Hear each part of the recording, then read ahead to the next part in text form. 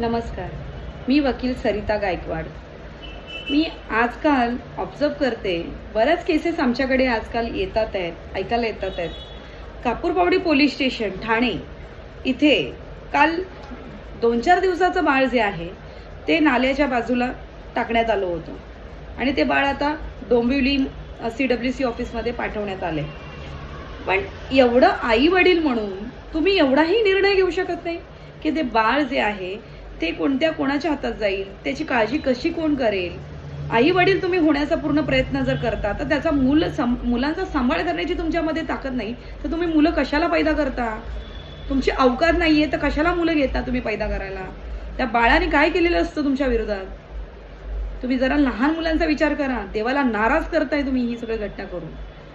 असं करू नका. माझ्याकडून विनंती आहे. आपल्याला या जन्मात तुम्हाला मूल झालंय चुकून, पण पुढच्या जन्मात होईल याची गॅरंटी नाही. देव बघतोय तुम्हाला वरतून, हे लक्षात ठेवा.